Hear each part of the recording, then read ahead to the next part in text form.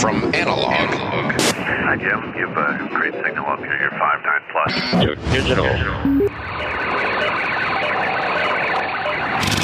We are everywhere you want to be. This is the CQ Blind Hams Podcast. Welcome, everybody, to the September meeting of the CQ Blind Hams techzoom. This is basically our online version of a club meeting, if you will, where we talk about things, of course, from the blind perspective and things that could be a benefit to anybody. You don't just have to be blind to benefit from the stuff we talk about here. So we meet every month, the second Thursday of the month, 5 p.m. Pacific, 8 p.m. Eastern. And of course, we can be found on YouTube and podcast players and all that stuff if you don't get to catch us live. I'm going to go ahead and introduce the hosts and crew here of CQ Blind Hams techzoom and check in just to see what's going on with everybody. So, Joel, W0CAS, what's going on? Oh, just doing a little antenna work around the shack here. We had a drone come over last Saturday, and we flew up over a 75-foot tree and pulled up some power cord, and now we have a vertical in the air. Just got my shipment from the wireman last night, so we're going to run some coax, and we're hopefully to have a 55-foot vertical in on the air this weekend. Other than that, just normal stuff. Yeah, exactly. So next on our list is Robert, NC5R. What's happening in Texas? Well, good evening, everybody. It's so nice to be here on a cooler day in Texas. We've only been up in the 80s today, which is pretty novel for us. We've actually had some rain. I didn't know what it was at first. We haven't had any for so long, but things are going well. I have hopefully gotten rid of my big bad noise problem on especially 80 meters. I'm hopeful. We'll see if it comes back tomorrow, but I hope not. Anyway, that's about it from here. Just enjoying the radio and enjoying everybody. So back to you, Julian. All right. Well, keep warm over there. That sounds rather frigid after the summer you've had. So there you go. And Steve, WB2KTV, what's happening in Manhattan? We are beginning to experience an early fall. If we don't get an Indian summer, we're into it already. High temperature today was 75.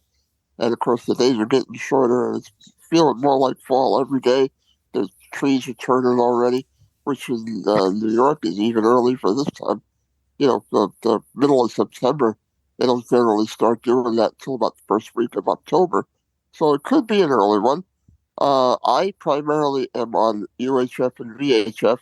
I do a lot of listening on HF through SDRs because I'm in a little tiny apartment, and there's just no room and no plan for a big antenna.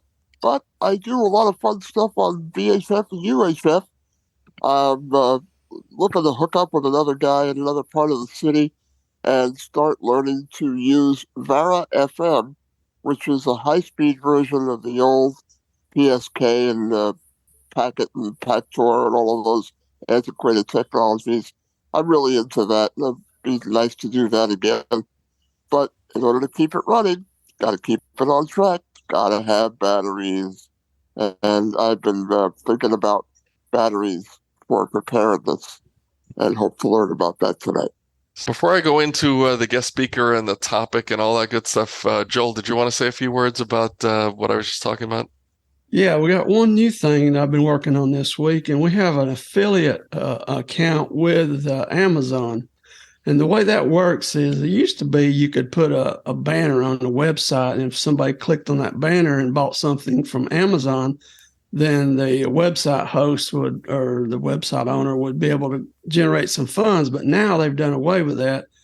But they do let us create links. So if you decide you want to buy the new ICOM IC7300 or Kenwood 590 from Amazon, and you send me an email, I will send you a link that will come from our affiliate program, and the proceeds of that will come into our account, and then we'll be able to buy radios for new blind hams. And some of those can be up to 6%. I haven't, it depends on where Amazon is actually selling the item or if they're selling it for another retailer. But any item that you would like. If you want to, large item, small item, it would take me just about a minute, 30 seconds to go over to our affiliates link and create that link and then email it back to you. And then you just click on it and buy the item. It will not cost you any more to do that, but they will send us a little small commission. Back to you, Julie. Okay. All right. Sounds good. Well, I suspect that some of us may be doing that soon, especially given that the new iPhones got announced, and those of us that get them will undoubtedly need accessories and things like that. So I'm certainly going to file that here in the brain and use it as I do plan to get the new iPhone 15 Pro when it comes out. So good stuff. And again, like I said, this gets put to a good cause. This is going to help get more blind hams on the air, which is always a very good thing. So without further ado, I'm going to go ahead and pass it over to Shane KC1RLR. He is somebody who has some very interesting knowledge and experience, and he's going to talk to us today about preparing, how we prepare for emergencies, natural disasters, and the like. As we know, we've certainly been watching the news. It just seems like there's always something happening somewhere, and it's no longer a matter of if, but a matter of when your area is going to be affected by a disaster. Where I live, normally it's earthquakes and things like that we have to worry about. Although this summer, we also had a very rare event. In the first time in almost 90 years, a tropical system made its way into our area. And we, at the same time, during that day, we had a little quake as well. So some took to calling it a hurriquake. So it was a very interesting experience. And needless to say, with everything that's going on, we need to be prepared for stuff because you just never know. So Shane, I'm looking forward to learning from whatever you have to say, as well as the discussion that we will all have around the information that you bring to us. So without further ado, go ahead, Shane. Thank you, Julian. Good evening, everybody. Well, I'll give you my background. I have over 30 years of emergency services, be it first responder to EMT, to the last 17 years of my life, I was an emergency room nurse. I have gotten a master's degree in emergency management with a concentration in Homeland Security. My expertise, I like preparing. I like evaluating a community, finding out where their vulnerabilities are, and making suggestions as to how to correct those vulnerabilities. Now, for home, the first thing you need to do is figure out what type of environmental issues your community is prevalent to. I live in Connecticut, grew up in Rhode Island. Hurricanes, tropical storms, nor'easters. Those are the things that we would have. Not necessarily earthquakes, sometimes tornadoes. Matter of fact, they had one the other day just north of me. But you look at the typical stuff. And then for the typical stuff, you prepare for it. So for me, for hurricanes, I like to have a bunch of tarps on hand in case something happens to the roof or you need to make shelter for something. If you lose power, we're very prevalent to losing power. Depending on your budget, you may want to go out and get a generator and then some gasoline. But the first thing that you need to do is to make a plan and plan how you're going to prepare. Hey, I might be prevalent to flooding. So do I go out and buy sandbags? Do I get a sump pump? Do I get a pump? And just write it on a piece of paper.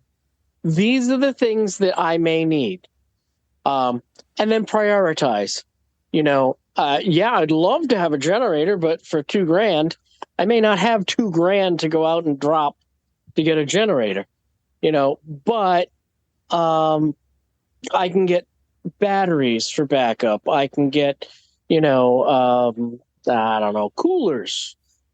Have coolers on hand. And when it's coming to storm time, go out and get some dry ice, throw that in the cooler, keep your food prepared. But those are some of the things that you gotta think of. So I'm gonna open that up. Any questions? What about water? How do you store water? Do you have filtration?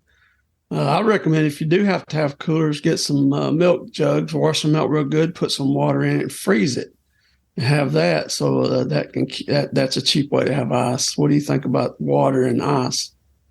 Well, the government tells you that you need to have at least 3 days of food and 3 days of water.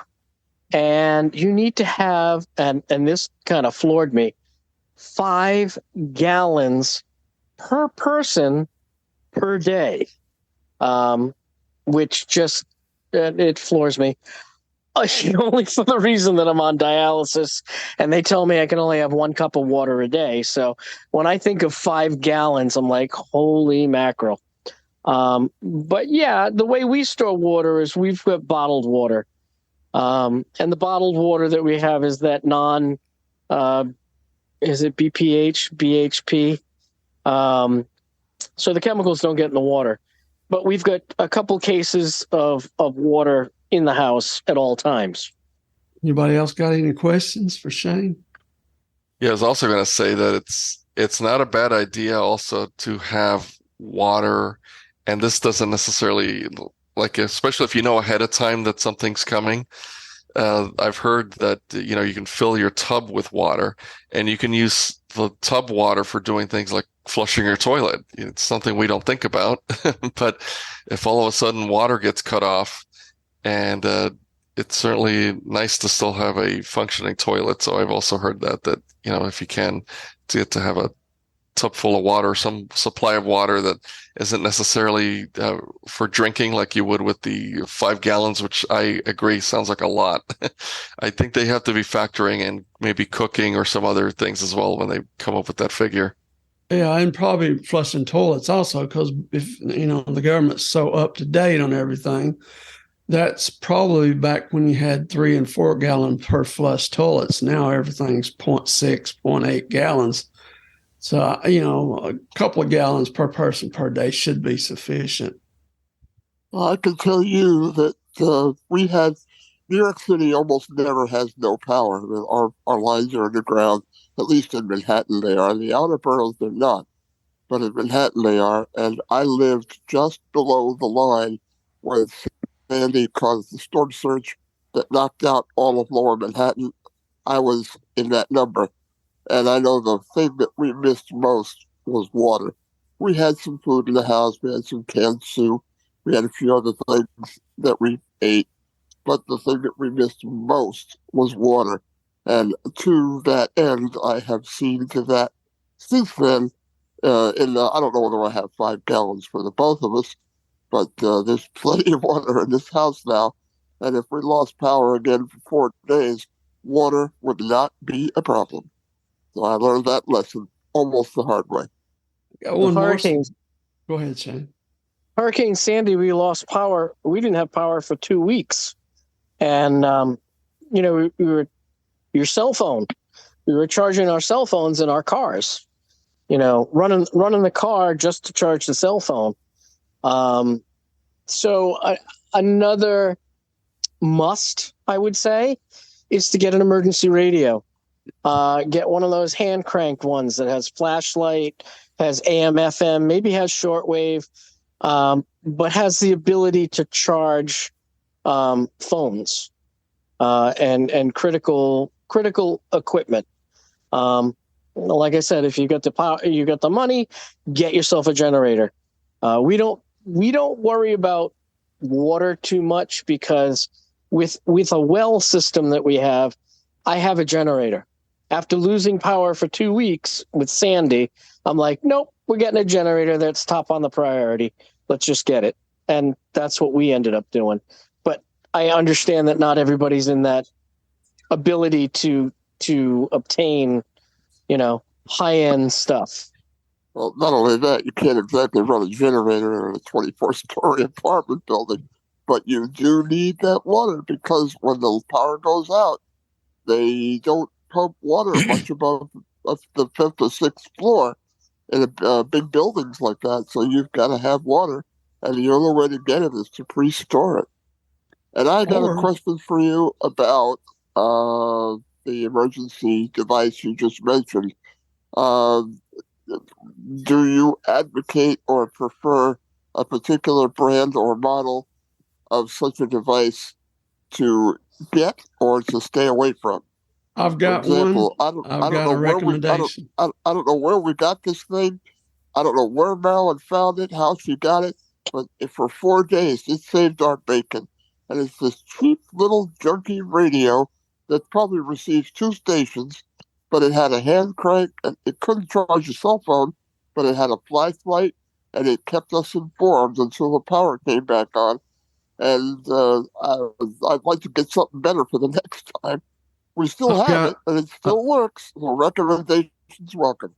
I've got one, and I'm going to be doing a review on it. I bought it from Amazon, and I'll have a link to it in the show notes of the podcast. It's called, and it's made by Radioddity.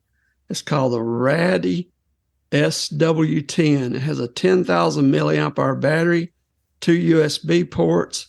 It charges with USB-C, charges with solar panel.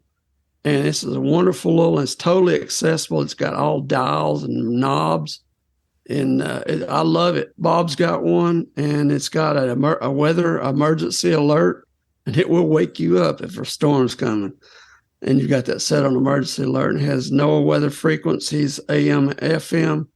This one does not have shortwave. They just came out with a shortwave version, but I don't have the Amazon link for it yet. But this one's about $39 from Amazon, the Raddy SW10. And it's a great little radio, and I highly recommend it. It picks up, it's got great reception. I really like it. Does it have any charging ports? Yes, it's got 2 USB charging ports. You can charge your cell phone. And also, a lot of people poo-poo these new cheap Chinese radios, but the Quansheng UV K5, the TalkPod A36 Plus, and then the new Baofeng BF17R. They're all USB-C chargeable, and you can take a USB cable and plug it into this radio and crank it and charge your HT. You can't do that with Yaesu and ICOMs. Not that I know of. Oh, maybe the ICOMs. Do they have USB charging, Alan? Mine does. My 52, but the older ones don't. Right, and I would also recommend the Eton brand, ETON. I've had one of those, and you see them all the time. American Red Cross sells them as well, and it has all the things that Joel's mentioning as well. I think they're a little more expensive. Yeah, another option is Sea Crane. They're well known for their emergency crank radios, and so that's another option that you could check out if you wanted to see what they have to offer. Those are higher end, aren't they, Rob? Yeah, they're more expensive. A little higher end if you're looking for something that's a little more higher end. But I'll put the link to this in the show notes for the Radioddity Raddy SW10. Like I said, it's got a 10,000 milliamp hour battery, and you crank it, and it's got a solar panel. Also, one more thing I'm going to put in the show notes while I'm thinking about it. I've got about 7 videos. I've got a text document I've been creating as I've been watching these videos, and I've been sending some of them to Shane. Some of them is how to, like the 3 myths of storing water. You know, how would you store water? What would you do to make sure it'll last? And there's 2 basic ways that I found. If you want to store a gallon of water, you can put 6 drops of bleach or 8 drops of peroxide, 3% peroxide, and that will store water many years. And that's in one of the videos that I've shown. And I don't know if you've talked about bug out bags, Shane. Have you studied anything. There's two things you can do during an emergency. And I'm going to throw in I've been prepper for 25 years, ever since 1998. I was getting ready for Y2K. Don't laugh at me, Steve. But anyway, we studied, there's two things you can do. You can either shelter in place or you can bug out during a storm. And if you have to go to a shelter, if you're in a flood, if your house is destroyed in a tornado or earthquake, think about the 2,800 people that I've heard of that was killed in the earthquake over in Africa just a couple of days ago.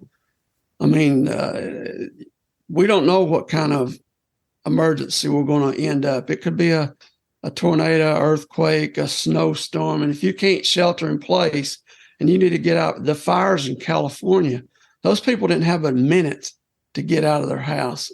So if you're going to have to leave for 3 days or 4 days or 5 days, what are you going to grab? You need a bag. You need it prepared and ready to go. You need some change of clothes, maybe a water filter, a water straw, or a little Sawyer water filter, and maybe a couple, 3 days of dehydrated food, a tarp. If you have to build your own little shelter to stay in the dry, there's blankets. There's a lot of things you can put in an emergency bug out bag or survival bag that help you survive for 3 days if you have to leave your house. I didn't discuss it only because that's, how deep do we want to get into this? I will tell you something though. My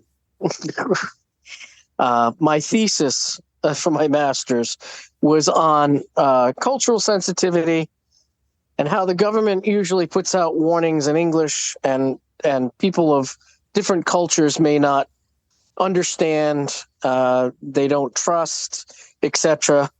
And you get a lot of people who will not evacuate. If they tell you to evacuate, get out. Don't think about taking everything with you. Just go. Your life is more important than anything else. And a lot of the barriers to that, one of them is language. Second is pets. A lot of people won't leave because of the pets. There are no pet shelters in an emergency. When you're told to evacuate and go to an emergency shelter, it's for you, not for your animal or your pets. So a lot of people stay home. Well, okay, you stay home, but what that does is it now puts the people who have to rescue you at risk of losing their lives to save yours. Little things. But I mean, I don't know how in depth you want to go into this preparedness stuff. I mean, you could really spend hours and days going through, well, you should have this, you should have that. This is what you should do in this scenario. That's what you should do in that scenario. I just thought this was going to be a light topic. I didn't know how in depth you want to go. I'd like to dovetail on one thing you said, Shane, which is it's also the people who don't have available transportation that can really suffer when it comes time to try to evacuate or get out of town. We saw that certainly with Hurricane Katrina in New Orleans. It's the people who could not drive, did not have a car, did not have access to transportation, who really were stuck. And that's a big problem, especially in our country. Granted, you're right. I didn't get onto that. Sean, your comment about the pets in North Carolina, they must have seen that as a problem because many of the shelters down here now let you bring your pets. And the other thing, to Robert's question, the county here has instituted a list of those folks who are, don't have transportation, or if you're disabled or you have medical issues, where the first responders, when they first give the order to evacuate, will come and help you get to where you got to go. So I thought that was pretty good. Now I got to tell you that Dare County, being a tourist area, is blessed with a significant amount of funding. And that's a good point that you bring up. What people should do, okay, prior to any emergency, if you have a person who needs assistance or medical, you should contact your local fire department and tell them, we've told our local that I'm disabled, I'm legally blind, and that I have mobility issues. So in a case of emergency, they need to come get me first or come help me in order to get out. But they need to know that up front. So you need to register with your local fire or police department to say, hey, these are my needs in an emergency. Good point. Never thought of that. I really hadn't. That's a great point. But what about, we can't, like you said, we can go deep into this subject and it could have podcast after podcast about it. But I just want to put out there things to people to think about. And if they're concerned about some of these emergencies, then they'll know where to come. And that's what some of the videos I'm going to put in the show notes will give you an idea of what to do. If you need to want to create a bug out bag, or if you want to shelter in place, how do you store water? Do you need flashlights? Do you need a crank radio? There's things like that. We just wanted to get people to thinking, there's emergencies in your area.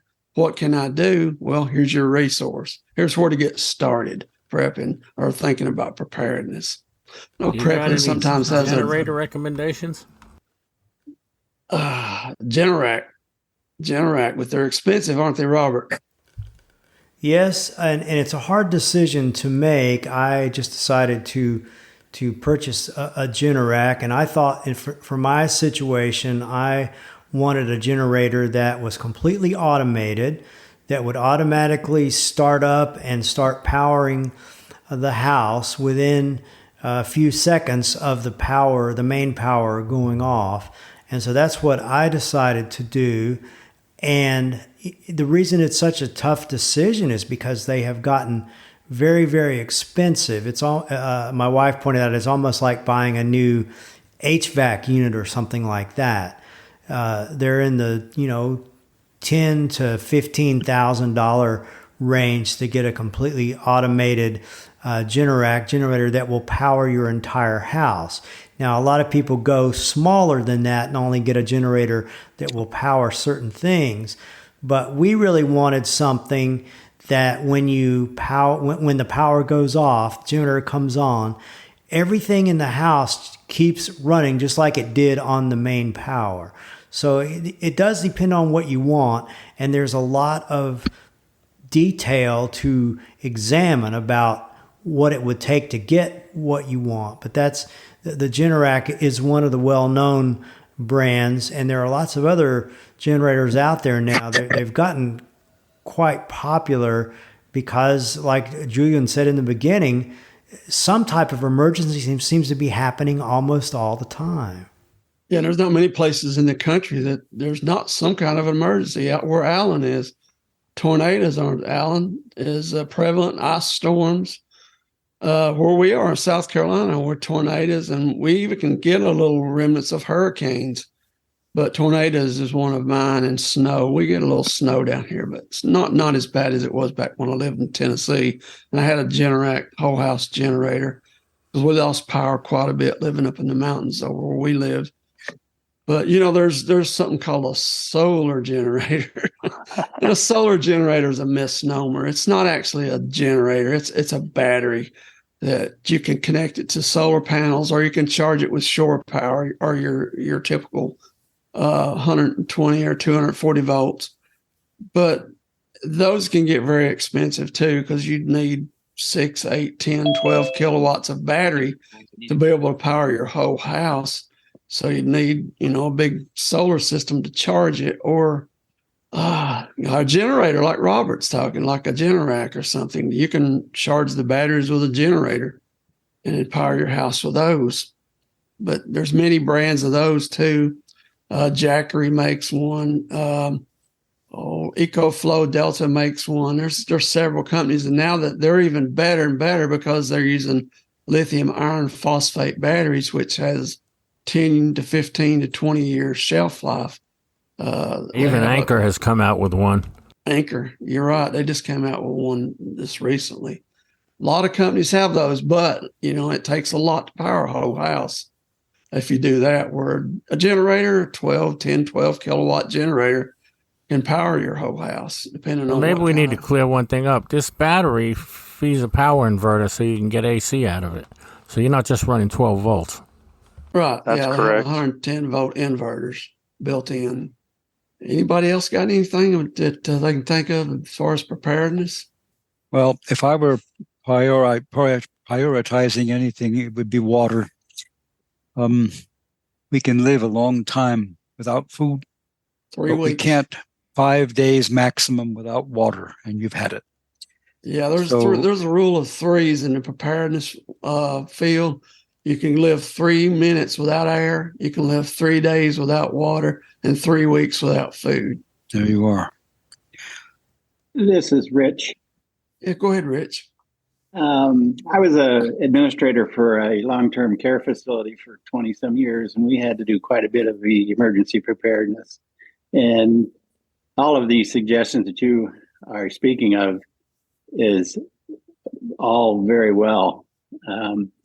One very simple thing that we found was if you're caring for somebody that has some memory issues, that if they get separated from you, they have to have some form of written identification. Today, nobody knows telephone numbers because they're all just automatically programmed in your cell phone.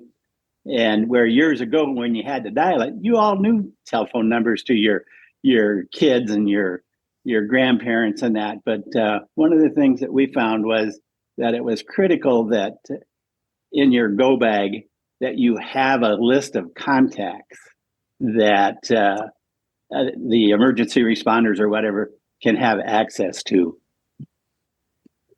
Very good, Rich. That's mentioned in some of the videos on YouTube about go bags. Have documentation and phone numbers and family members' names and things like that. Have your identification with you. Maps, for people that are sighted when they're traveling, they need maps. If you got a sighted member in your family, make sure you got a map of the area you're in. So, because sometimes the road signs get blown away in hurricanes and tornadoes, and you're not exactly sure where you're going. So, if you can have maps is something the preppers really, really emphasize to keep in the go bags. I think for me, honestly, one of the personal challenges that I'm going to try to work on not falling into is these are great ideas, and these are absolutely things that I agree should do, but I'm hopeful that I don't walk out of this meeting and go, well, yeah, I ought to prepare some of this stuff, and then tomorrow comes and the next day comes and I don't actually get around to doing it. And that, to me, that's really foolish and really dangerous, because you don't have time to prepare after the emergency's already hit. You fail to prepare, you prepare to fail. That's one of the sayings that they like to say also. Amen to that. Shane, just a question to you. Now, Jerry has a young child, and I'm using him as an example, but, there are folks out among us that do have young children. Any special precautions we need to take in their behalf? Well, I think what you should do for young children, it depends on how young, and you should ahead of time say, just in case of an emergency, we may need to do this, that, and the other. Don't be afraid. Everything will be fine.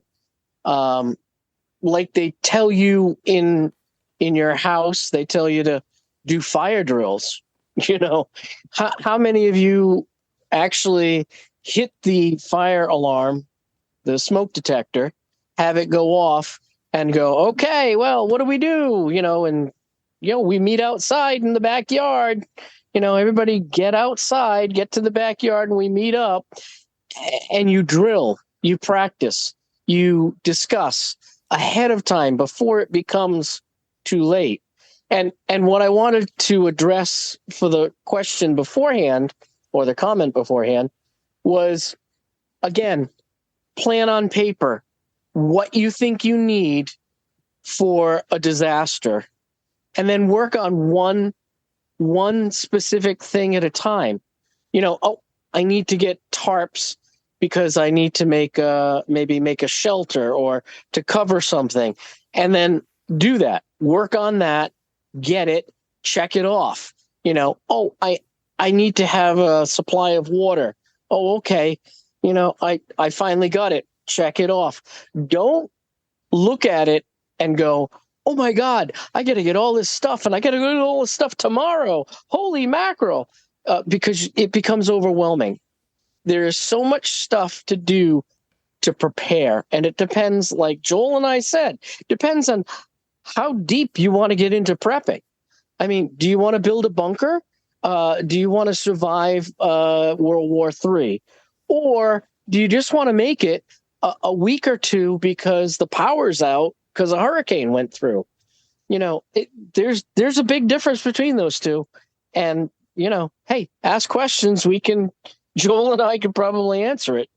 But now, we tend to think of emergencies emanating from external sources, as I think most of them do: power outages, earthquakes, floods, and whatever.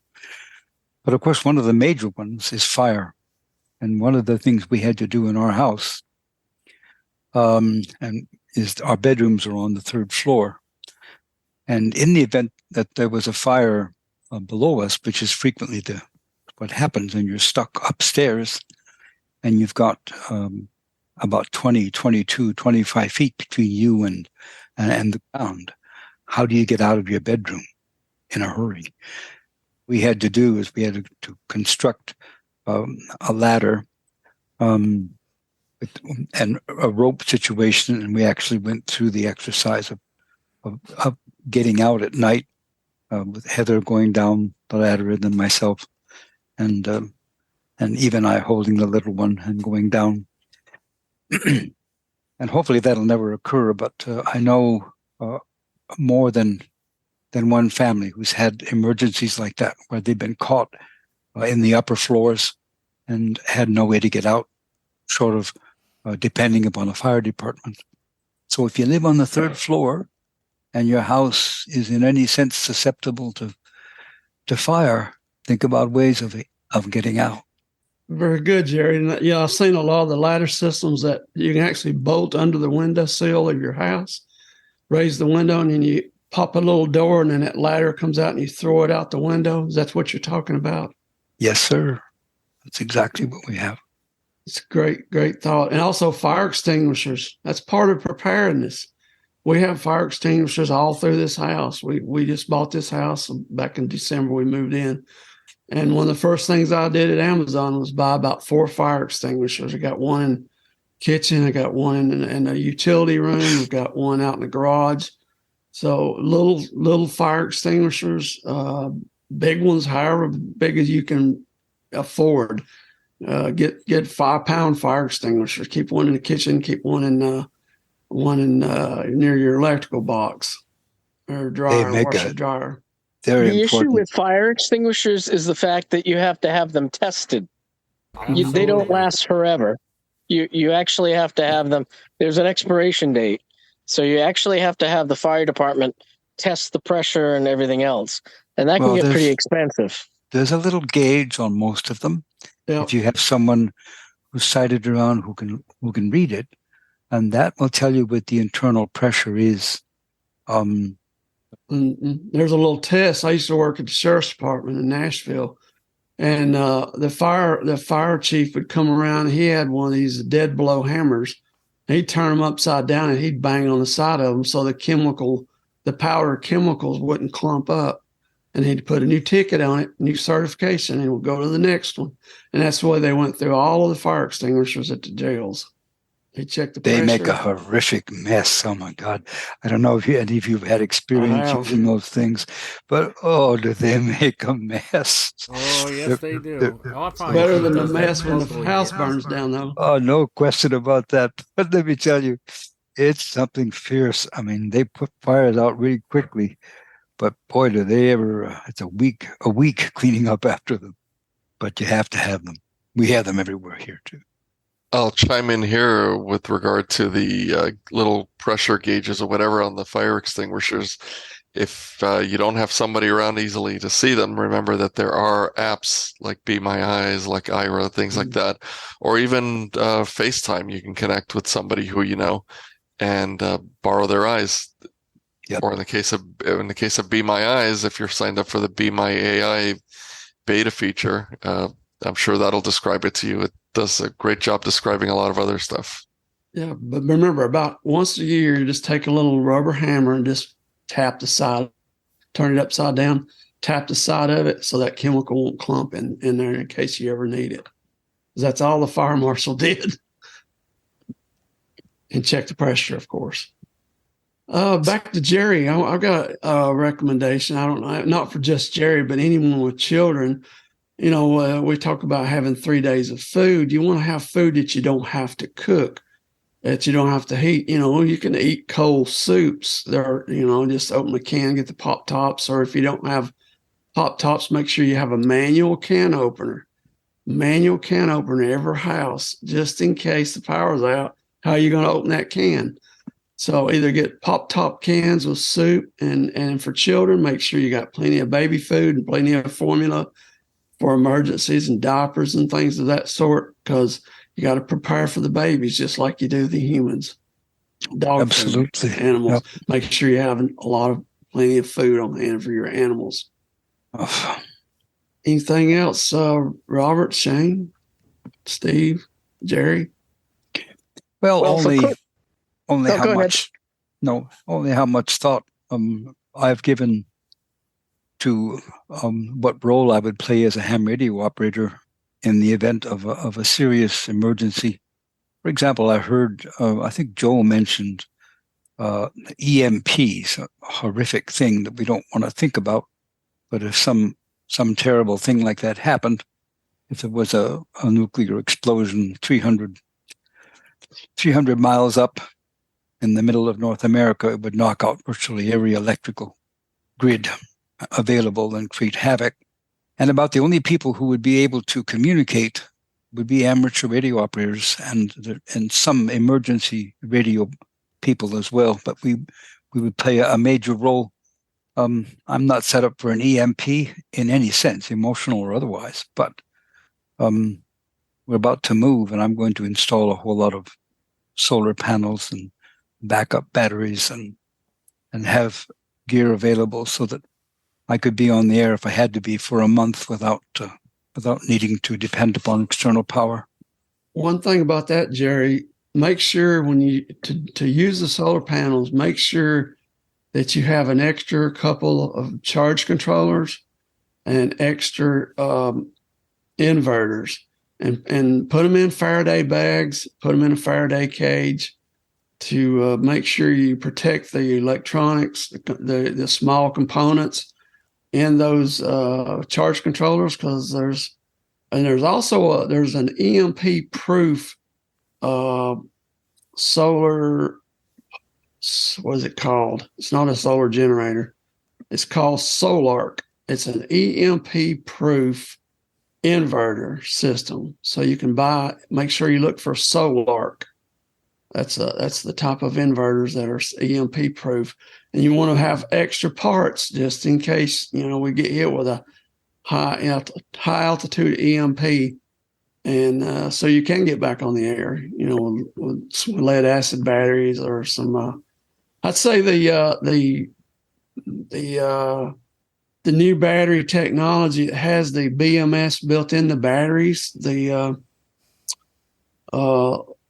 ones I was speaking of earlier, those BMS systems may be fried during an EMP, but lead acid batteries may be the best way to go for an EMP.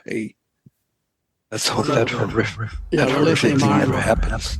Yeah, the lithium iron phosphate batteries. They have battery management systems built in the batteries.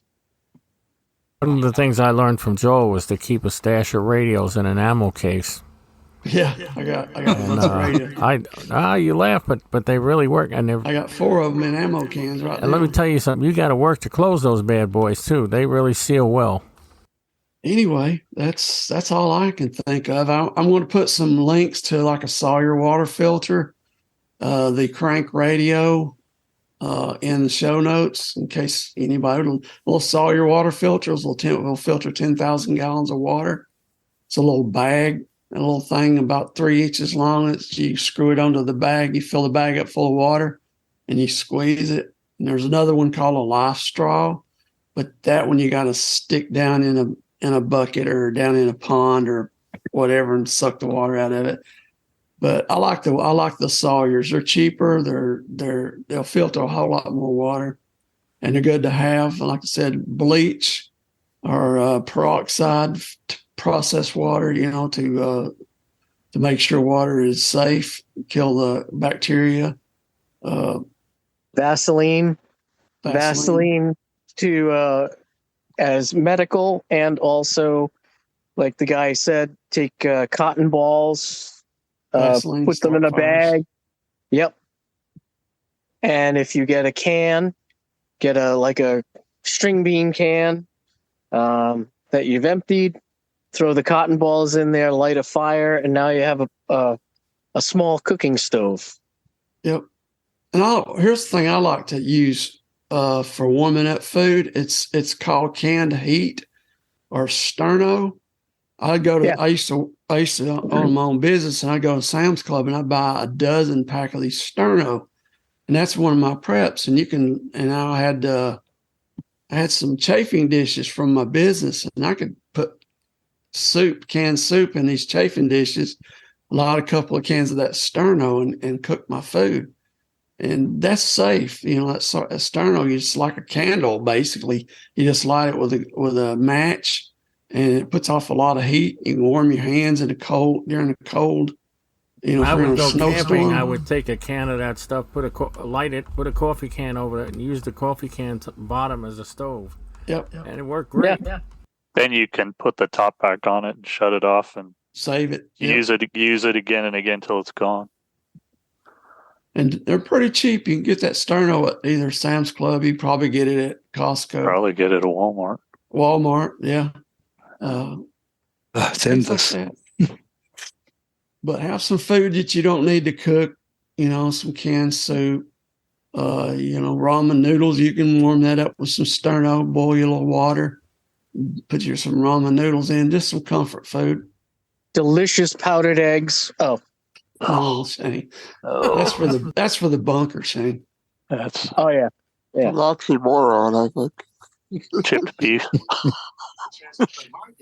I do think Shane's point is worth reiterating that, one does not want to get overwhelmed by thinking about having all this to do and having to do it right now, but to make a list and to work through the list seems to me the real way to do this and get this done, because this is not pleasant stuff to have to think about or have to deal with. We have to break it down, I think, and do it one step at a time. And I thought that was a great point. It is a good point. And another thing, Rob, is you can start out slow and then work your way up as well, right? So you develop the list that Shane was talking about, that and which could probably be added to as time goes on. But just start off with a few days of water and food and stuff like that. Things that you can do right now to get yourself started, and then build on that. If you're wondering, one thing that Shane hasn't mentioned at all, he touched on it lightly. He said the word, but he didn't emphasize it, which kind of surprised me, was necessary medication. I have this thing in me that says when I'm running out of medication, order a little bit of it a week early. And over time, I have now amassed about a month to 6 weeks of extra medicine for myself, and I got to start talking to my wife because she has some stuff that she needs to start ordering it a little bit early and saving a little bit over every time you order some. And after a month or two, you'll have your 6 weeks of supply in case your supply gets cut off or you have to bug out and you can't get to your refills, or you can't have your refills sent to where you are, that kind of thing. And I'm starting to do that. And another thing, if you want to go the expensive route, a friend of mine in another part of the city is buying a few meals ready to eat, or MREs, every month. And now he's got about 2 weeks worth of 2 meals a day of MRE stored in his basement. He wants to get more, but once again, the operative phrase here is do it slowly, bit by bit, when you can. Well, I want to touch upon your medical. Yes, you can kind of stockpile your meds. However, at some point in time, the med starts to expire. And rotate. Is it completely effective? It may not be. So whatever dose you're on, you might, have an issue because it's not as strong now because it's a month out of expiration. So, yeah, it greatly depends. You're absolutely right. It greatly depends on what the medicine is and what its shelf life is. And what you should do is just an idea is take a picture of your prescription on the bottle. That way you're not taking the bottles with you, but you're taking a picture so that way, wherever you're going to, wherever you get to, you can say, hey, this is what I'm on.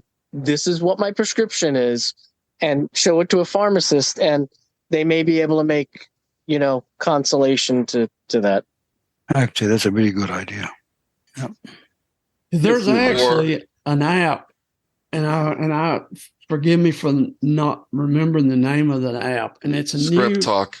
No, it's not that. It's a new one. Okay. You hold the bottle up, and it tells you to spin the bottle, and it puts all your prescription in this app, and you can share it with a family member, so they can have it in case something happens and you can't get to your phone. It'll be on their phone. Oh, I forgot. I don't want to get into my phone right now, but it's a new app, and it's pretty good for stuff like that. I just started using it. Actually, I heard about it on Rich DeMora's radio show. Julian, thank you for such a great interview on Rich DeMora, Rich on Tech. The other thing you can consider is a lot of hospitals are now using this MyChart system, and you can get a complete list of your prescriptions off of that. But the one thing nobody mentioned also that you might want to consider is to have some cash around to take with you, because if the power goes, you can't use your credit cards or debit cards. Right. And we haven't mentioned first aid kits either. Shane, you should mention just a basic first aid kit. Yeah, a basic first aid kit is good. A couple of bandages. One of the things that they have on Amazon is clotting. It will help clot if you've got a wound that's bleeding. You put this material in, and it's kind of like the old styptic pencils of those of you who would shave and cut yourself. It would actually burn, cauterize the wound to stop it from bleeding. Is it called Silex? Yes. Thank you. Quick clot and think Silex. Of the name. Yep, couldn't think of the name. Thanks, Joel. Have some of that on hand. Have bandages on hand. Tape on hand, scissors on hand, tweezers to pull out thorns or whatever. Gloves. Like I said, gloves. If it's you don't need to use gloves on yourself. But have yourself Vaseline. Vaseline will cover a wound and keep water and contaminants out. Just basic first aid stuff. again, you could go the nines, and if you have medical training, you can actually get suture kits and all sorts of medical equipment that you could use if you needed it. You recommend a tourniquet or a portable splint just to keep for everyone? Or do you think that's a little bit overkill? A splint you can make out of anything. I did ski patrol, so we did splinting with skis. We did splinting with, limbs. Poles. Ski pole. Yeah, poles. Yeah. But I would not do tourniquet. A tourniquet, you're going down a slippery slope. If you apply a tourniquet, you have to write the date and the time that you applied the tourniquet. Because if you put on a tourniquet to somebody and it's light bleeding, you think it's a lot of bleeding, you can actually seriously damage the limb where they're going to lose the limb. So once that tourniquet goes on, you assume that limb is coming off, basically. So that's why I say I wouldn't deal with tourniquets unless you've been trained. Good advice. Good advice. People, I have to go. I've got to run. It's been very interesting. Shane, thank you very much for an interesting presentation, which I think evoked a lot of ideas. Now I have to get down. My brain. I have to get down and do some of these things.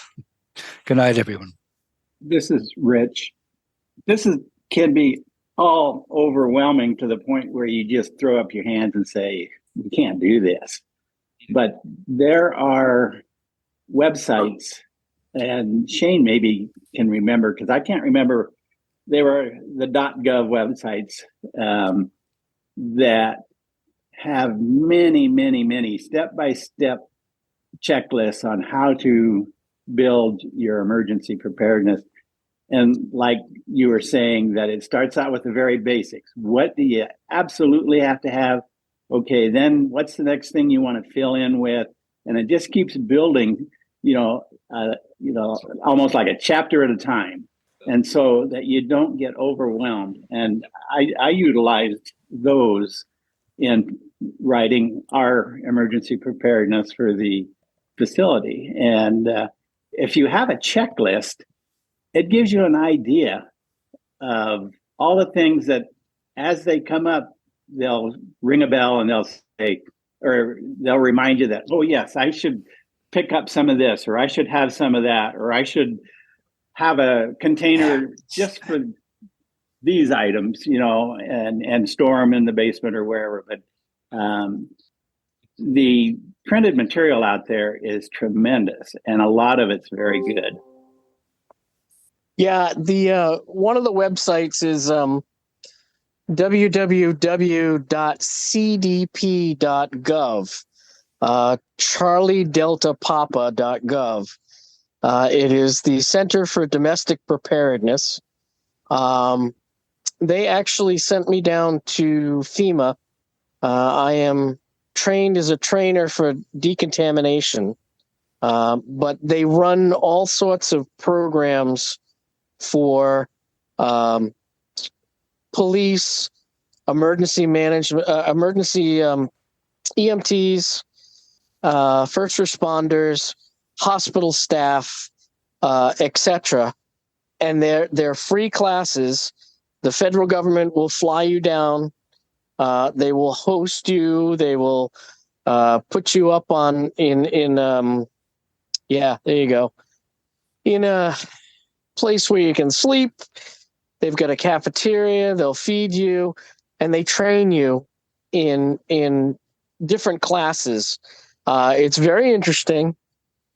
Usually at the end of a week, they run a integrated program with all different departments having some type of scenario, and all the departments interact with each other to solve a problem.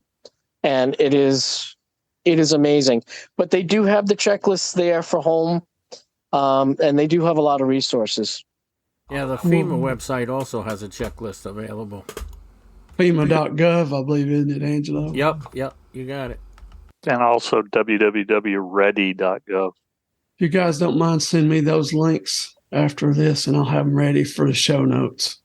along with the videos and the emergency radio and the water filter. I'm going to put a water filter in the links in case anybody would like to just click on it and buy one from Amazon just to have. I think that's all I've got. Anybody else got anything? Julian? Nope. It's one thing I can definitely say about this discussion is that it shows that this could be, multifaceted topic, and perhaps we might think about revisiting it in the future, but maybe in a little bit more of a targeted segment. This was good to just kind of give a brief overview of, how to think, how to approach it, what's available, what are some strategies. But maybe in the future we could think about having a more targeted discussion, and maybe especially really focused on, how to get started, so as not to have it be an overwhelming thing for people. So that would be my thought on that. Good point. Good point. Yeah, to add to that, I think it would be great to have a targeted discussion sometime on how would we really figure out ways to operate our amateur radio stations in these different kinds of emergencies, and to what extent could we be effective in different scenarios. It's just a thought. I think Alan's got a great start on it. He operates his. Tell us, Alan, how do you operate your radios, even your HF radios? Well, yeah. Well, we've had, just kind of touching on what Rob was talking about, we actually had that discussion at one of our ham clubs a couple of months ago, I think, during their monthly meeting. And it's interesting because, everyone says, well, I've got my UHF, VHF handheld radio and whatever, and that's what I'm going to use. Well, the fact of the matter is that thing will go just a few miles with a rubber duck on it and maybe a little bit further. So it's only really going to ever help you out locally. But what's your plan? And a lot of locations don't always have a plan as far as, what frequency are you going to be on, et cetera, et cetera. We were talking about for our repeater, what would we do if the power went out, right? And we've got some battery backup on the repeater, but if that thing totally goes out, or if the solar isn't working, what are you going to do? And the generic thing we came up with is, well, we would meet on the receive frequency, right? The downlink frequency of the repeater would be a good place to start. Of course, everyone's going to say the call frequencies, but if you've got a large metropolitan area, the call frequency is probably going to be unusable because everyone's going to be on it. So you need to kind of have a plan in advance. And what you were talking about, just from a power perspective, Joel, I think it's what you're saying. So my ham radio power supply is my Bioenno 40 amp hour battery, which I leave plugged into its charger all the time. And it powers my HF radio and my UHF VHF super VHF radio as well. So if a power outage happens, I've automatically got battery power, and this thing I can use it on field day for like 12 straight hours at 100 watts on my HF radio. So I could probably go at reduced power for a week or more with that. And that battery also has USB chargers for the cell phones. I've got an inverter that I can plug into it. It's got cigarette lighter jacks, all kinds of stuff like that. Was that what you were talking about, Joel? Yes. Just right. And I test that thing every week, right? When we do our weekly, nets for the local repeater clubs, when I check in, I actually unplug it from the charger, and I operate during all those nets. We have most of them on Sunday night. I do 3 or 4 nets, and it's kind of serves as a weekly, check of that system. I also have a solar charger for that battery as well, and a 150 watt portable solar panel. So I could, in theory, operate almost indefinitely. And I've got enough wiring that I can route it outside and still operate my shack. So it wasn't cheap, but it's a LiPo 4 battery, as Joel has said, probably has 3,000 charge cycles. It'll last at least 10 years, and if I don't completely drain it, it'll last even longer than that. So it's about $350, but on a per charge basis and years of use, it's probably cheaper than, if you were to buy a APM battery or a lead acid battery, which you're going to have to replace every few years because they just don't last. And it's probably a quarter of the weight. I think that'd be a great start. Finances and budget allow. And I've got 2 power supplies now, and I'm looking hopefully soon in a year, next year maybe, is doing what Alan's doing and just buy me a lithium iron phosphate battery. And the battery charger that goes with it, you can't charge them with just any old battery charger. They have right. It has a special balance. charger, but the charger isn't that much. It's like $20, I think. Mine are all Bioenno. There's a lot of cheaper ones out there. I was just impressed with their customer service and their ham sort of oriented people. By the way, that battery too is completely RF quiet. So it's really great. But if you want to go down that road, what got me started was I wanted to do POTA and I wanted to do remote ops. That's a great way to sort of practice for preparedness. And it's a lot of fun too, to just take your equipment out in the field. Of course you need some of this stuff, these types of batteries and whatnot to operate that way, but it's a great exercise to do. And it's a lot of fun too. And the byproduct of all that, when you take especially your HF radio out in the sticks, is there's no RF noise whatsoever. So you can make a ton of contacts, and it's great fun, and you're preparing at the same time. Thanks, Alan, for that. That's my goal, is to have that set up just for my radios. And like I said earlier, even just the first start is this crank radio and an HT. Even if you can't